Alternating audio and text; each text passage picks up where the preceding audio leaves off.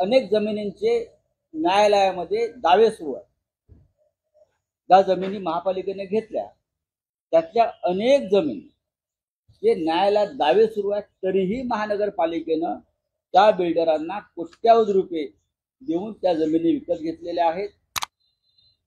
आणि MIDC औद्योगिक विकास महामंडळातर्फे म्हणजे MIDC तर्फे ज्या रस्त्याचे भूसंपादन आधीच झालेलं आहे त्या रस्त्यावरील काही प्रकरणांना सुद्धा जमिनीला सुद्धा महानगरपालिकेनं साधारण 25 कोटी रुपये मोजलेले आहेत.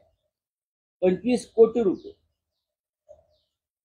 ठक्कर बिल्डर हा त्यातला सगळ्यात मोठा लाभार्थी आहे आणि या ठक्करनं अनेक जमिनींची मालकी त्याच्याकडे नसताना सुद्धा या जमिनी महापालिकेला देऊन त्यातून कोट्यावधी रुपयाचा मलिदा घेतलेला आहे. आणि हे ठक्कर काल मुख्यमंत्र्यांबरोबर त्यांच्या मांडी लावून बसलेले होते. हे पहा, हे ठक्कर मुख्यमंत्र्यांच्या कानामध्ये जे बोल, हे ठक्कर, या ठक्कराने किमान 300 कोटी रुपये भूसंपादनाच्या गैरव्यवहारातून मिळवले. मला असं वाटतं की हा एक जनतेच्या पैशाची ही सरळ सरळ लूट आहे. सरळ सरळ लूट आहे. म्हणजे 2 कोटीची जमीन ही ठक्करांनी, बरं का, ही ठक्करांनी विकत घेतली आणि महापालिकेला 50 कोटी लागले. अशी किती प्रकरणं मी तुम्हाला देणार. अख्खं ठक्कर कुटुंब याच्यामध्ये तुम्हाला या व्यवहारामध्ये तुम्हाला अडकलेलं दिसेल. माझ्याकडे हे कागद इथेच मी बाजूला ठेवतोय, इथेच ठेवतोय. पत्रकारांनी किंवा आपण हे इथे पाहू शकता. त्याच्यामध्ये प्रत्येक मी जे म्हणतोय त्या प्रत्येक व्यवहाराचा पुरावा माझ्या बाजूला. ती फाईल आपण पाहते. यातली एक फाईल मी आता CM लाही पाठवणार आहे, देवेंद्र फडणवीस यांनाही पाठवणार आहे. अनेक त्या व्यवहारामध्ये स्टॅम्प ड्युटी भरलेली नाहीये. हे सरकारचं नुकसान आहे. म्हणजे इतकं सांगेन मी की एक जागा विकत घेताना 47 लाखाची स्टॅम्प ड्युटी बुडवण्यात आली. त्यानंतर 4 महिन्यांच्या कालावधीनंतर ही जागा नाशिक महानगरपालिकेला 21 कोटी रुपयाला विकण्यात. 21 कोटी रुपयाला.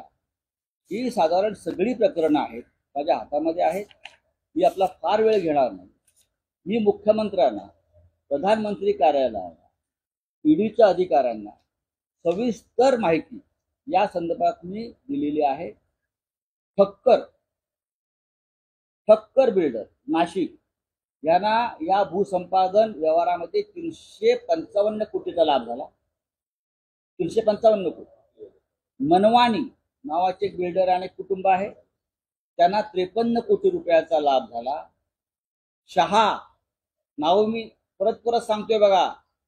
ठक्कर, मनवानी आणि शहाना 8 कोटी रुपयाचा लाभ झाला. आणि साधारण इतर बिल्डर आहेत त्यांना 200 कोटी रुपयांचा लाभ झालेला आहे. आणि त्यानंतर महानगरपालिकेचे अधिकारी, क्लार्क यांना 12 कोटी रुपयाचा लाभ. आणि संपूर्णपणे खाजगी वाटाघाटीद्वारे हे भूसंपादन झालेलं आहे. आणि किमान 800 कोटी रुपयाचा व्यवहार, 800 कोटी रुपयाचं मनी लॉन्ड्रिंग हा गुन्हेगारी स्वरूपाचा पैसा आहे. हा पैसा कुठे गेला, कोणाकडे गेला? महानगरपालिकेचे अधिकारी, तुम्ही मुंबई महानगरपालिकेच्या खिचडी, कोविड या प्रकरणात अधिकाऱ्यांची चौकशी करता, त्यांना अटक करता, त्यांच्या ईडीची कारवाई होते. ही सरळ सरळ महानगरपालिकेची लूट आहे, नाशिक महानगरपालिकेची. आणि माझ्या हातामध्ये 800 कोटी रुपयाचे प्रकरण आहे. या सगळ्याचे मुख्य लाभार्थी मुख्यमंत्री एकनाथ शिंदे आणि त्यांचे नगरविकास खात्यातले अधिकारी आहेत, त्यांचे बिल्डर आहेत. हे सगळे बिल्डर 2 दिवसापूर्वी मुख्यमंत्री नाशिकला आलेले असताना त्यांच्या व्यासपीठावरती अगदी व्यवस्थित आरामात बसलेले आहेत. त्यातले हे ठक्कर दिसतात आहेत तुम्हाला. मुख्यमंत्र्यांच्या कानामध्ये काय सांगतात त्याच्या बाजूला बसले. याची चौकशी जर मुख्यमंत्री करणार नाहीतच, पण भ्रष्टाचाराचा उच्चाटन करण्याची जी घोषणा प्रधानमंत्र्यांनी केली आहे, देवेंद्र फडणवीस करत असतात अधूनमधून, ते खोटं आहे, सोडून द्या, तरी आमचं कर्तव्य आहे. याची चौकशी ताबडतोब व्हावी, SIT स्थापन करावी, हे प्रकरण ईडीकडे द्यावं, गुन्हे दाखल व्हावेत. या अपहाराबद्दल नाही झालं तर साधारण जेव्हा हे आमचं सरकार बदलेल, त्यांचं सरकार बदलेल दिल्लीत आणि महाराष्ट्रात, तेव्हा या 800 कोटीच्या घोटाळ्यातील सर्व लाभार्थींना मनी लॉन्ड्रिंगच्या प्रकरणामध्ये आम्ही तुरुंगात पाठवल्याशिवाय राहणार नाही. माझं तर आव्हान आहे या मुलूंच्या नागड्या पोपटलाला, त्या संदर्भात माझ्याबरोबर बसा माझ्या पत्रकार परिषदेला. बरं का, तुम्ही शिवसेना असेल, काँग्रेस असेल, राष्ट्रवादी काँग्रेसवर बोलताना आणि ते सगळे भ्रष्टाचारी आपल्या वॉशिंग मशीनमध्ये टाकतायत. इथे तुमच्याच वॉशिंग मशीन मधले लोक आहेत, परत बाहेरून भ्रष्टाचार करतायत. त्या मुलूंच्या नागड्या पोपटलांना माझ्या बाजूला बसावं आणि या संदर्भात चर्चा करावी आणि त्यांनी तुम्हाला माहिती द्यावी. एकतर्फी भ्रष्टाचाराची लढाई होत नाही महाशय. काल मुंबईमध्ये वादळी वाऱ्यासह पाऊस झाला.